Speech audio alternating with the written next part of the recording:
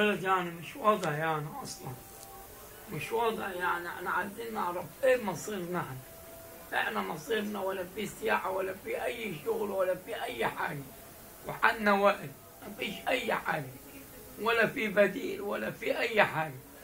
احنا مش عارفين احنا رايحين على فين بالظبط. يعني طب يعني الاحداث اللي بتمر بقى بورسعيد دلوقتي، الاحداث دي كل اللي بتمر بيها بورسعيد بسبب العيال اللي هي مصدومة دي في سبب الكورة. طب توقعاتك ايه للحكم يوم السبت؟ ان شاء الله خير.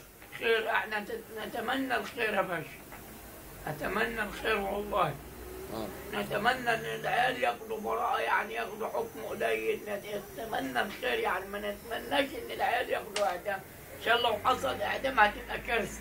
تبقى كارثة ازاي يعني؟ كارثة، كارثة على البلد. يعني ايه اللي ممكن يحصل يعني؟ هيحصل حاجات كتير. هيحصل حاجات كتير. طب وانت المناظر اللي انت شفتها امبارح عند مديرية الامن وتبادل الاسرى اللي حصل والكلام ده بيفكرك بايه يا محارب، او بيدل على ايه؟ او توقعاتك ايه للايام الجايه ممكن يحصل؟ لا ان شاء الله نتوقع كل شيء خير ان شاء الله، بس هي عايزه هدوء شويه. عايزه هدوء. طب انت كنت بتقول ان هو بيفكرك بايام العدوان او ايام الانجليز. العدوان والانجليز يعني اقول لك يعني الاوضاع يعني مش كويسه. الاوضاع ايام الاستعمار والانجليز يعني ما كانتش كده. كانت ازاي يعني يا محمد؟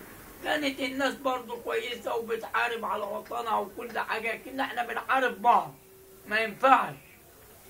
يعني ايام الاستعمار كان احسن يا محاربي؟ لا كنا بنحارب على وطننا، بنحارب الاستعمار على وطننا عشان احنا كنا محتلين اصلا في 56 وفي 73 وفي 67 وكله كنا بنحارب على وطننا. النهارده احنا بنضرب في بعض مسلمين وبنقتل في بعض وبنضرب في بعض، ما ينفعش.